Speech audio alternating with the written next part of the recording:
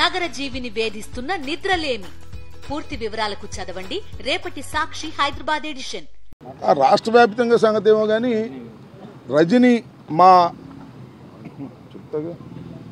రాష్ట్ర వ్యాప్తంగా ఏమో కానీ మా మాజీ మంత్రివర్యురాలు చిలకలూరుపేట శాసనసభ్యుడిగా పనిచేసినటువంటి వ్యక్తి ఒక మహిళ, ఆమె వెళ్ళి వాళ్ళ 15 రోజులు 20 రోజుల పైన అయింది. కేసు రిజిస్టర్ చేశారా? కనీసం విచారించారా? వాళ్ళని పట్టుకొచ్చారా? ఒకసారి యూట్యూబ్లో చూడండి, నేను చెప్పాల్సిన అవసరం లేదు. ఆమె మీద ఇన్ని ట్రోల్ చేస్తున్నారు, ఎంత దుర్మార్గంగా మాట్లాడుతున్నారు, ఎంత పచ్చిగా మాట్లాడుతున్నారు.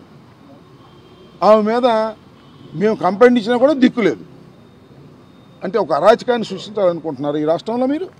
పోలీస్ యంత్రాంగము, నారా లోకేష్ కలిసి ఒక అరాచకాన్ని సృష్టించాలనుకుంటున్నారా? ఇన్ని కంప్లైంట్ చేస్తున్నాం, ఇదిగో మేము చాలా సిన్సియర్గా ఉన్నాం, నిష్పక్షపాతంగా ఉన్నాం, ఇదిగో ఎవరినైనా సరే ఈ కేసులో రిజిస్టర్ చేసాం, దీని మీద ఎంక్వైరీ చేస్తున్నాం, దీనిలో వీడు తప్పు చేశాడని లోపలేస్తున్నాం, తప్పు చేయకపోతే వదిలేస్తున్నాం అని చెప్పండి. అది చెప్పే ధైర్యం లేదు. ఇది ఒక కుట్రపూరితంగా వైఎస్ఆర్ కాంగ్రెస్ పార్టీ మీద పోలీసుల్ని అడ్డం పెట్టుకొని దాడి చేసేటటువంటి కార్యక్రమం చేస్తున్నారు. చాలా చోట్ల పోలీసు ఆఫీసర్స్ కూడా ఇల్లీగల్గా బిహేవ్ చేస్తున్నారు. అలా ఇల్లీగల్గా బిహేవ్ చేసే పోలీస్ ఆఫీసర్లు తప్పనిసరిగా ఇరుక్కుంటారు, జాగ్రత్త అని చెప్పదలుచుకున్నాను.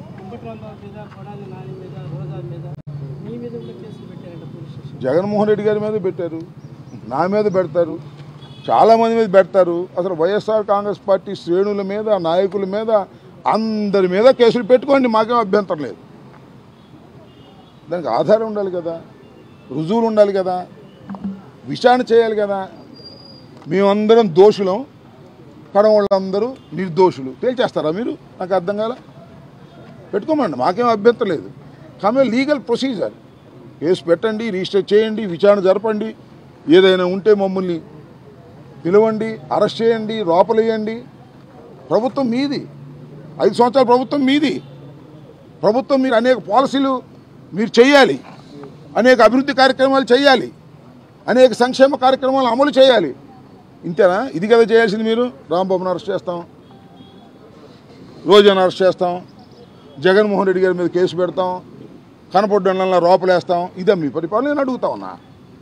ఇదే పరిపాలన అయితే 5 సంవత్సరాల తర్వాత మళ్ళీ ఏం జరిగిద్దో నేను మీకు ప్రత్యేకంగా చెప్పాల్సిన అవసరం లేదని కూడా ఈ సందర్భంగా చెప్పదలుచుకున్నాను.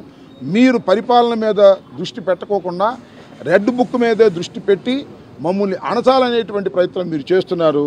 చాలా సింపుల్ రీజన్, బాలు బురదలో వేస్తే ఏమైద్ది? కింద పడిపోతుంది. అదే గట్టి నేలకేసి కొడితే ఏమైద్ది? అంతకన్నా స్పీడ్గా లెగుస్తుంది. గట్టి నేలకేసి కొడితే బాలు ఎలా స్పీడ్గా లెగుస్తుందో ఈ YSR Congress party social media కానీ, అంబటి రాంబాబు కానీ, నాయకులు కానీ ఎన్ని కేసులు పెడితే అంత అద్భుతంగా ముందుకు సాగుతామని కూడా ఈ సందర్భంగా నేను మనవి చేస్తున్నాను. కేసులకు భయపడే వ్యక్తులం కాదు మేము. డాక్టర్ రాజశేఖర్ రెడ్డి గారి వెంట నడిచినటువంటి వ్యక్తులం. జగన్మోహన్ రెడ్డి గారిని 16 మాసాలు జైల్లో పెట్టినా వెనుకడుగు వెయ్యనటువంటి రాజకీయ పక్షం మాది. కేసులు పెట్టి మమ్మల్ని బెదిరించాలనుకుంటున్నారు మీరు. మీ వల్ల కాదని కూడా ఈ సందర్భంగా పెట్టుకోండి. కేసులు ఎన్ని కావాలి నేను పెట్టుకోండి, మాకేం అభ్యంతరం లేదు. ఎన్ని కేసులన్నా పెట్టుకోండి, ఎవరి మీదన్నా పెట్టుకోండి. చట్టం ప్రకారం మేము ముందుకు వెళ్తాం, ధైర్యంగా ఎదుర్కొంటాం. వెళ్తాం. ఇదంతా ప్రజల్లోకి తీసుకెళ్లే యాక్షన్. చెప్పండి, మీ సలహా ఏమైనా ఉంటే ప్రజల్లోకి తీసుకెళ్ళేది ఏముంది? మేము కోర్టులోకి వెళ్తున్నాం. దీని తర్వాత వాళ్ళు రిసీట్ ఇచ్చారు, అర్థమైందా? రిసీట్ ఇచ్చిన తర్వాత వాళ్ళు ఏం చేయాలి? దాన్ని డిస్పోజ్ చేయాలి. ఇది ఫాల్స్ అని చెప్పాలి, లేదా ఇది కరెక్ట్ మేము కేసు పెట్టామని చెప్పాలి. అరెస్ట్ లాజికల్గా ఎండ్ చూస్తాం. చూడకపోతే కోర్టులోకి వెళ్తాం. ప్రజల్లోకి రావడం అంటే మీడియాలోకి వచ్చిన ప్రజల్లోకి వచ్చినట్టే కదా. పట్టించుకోకపోతే లీగల్ వేస్ ఉన్నాయంటున్నాను. There is legal ways. భారత రాజ్యాంగం ఉంది.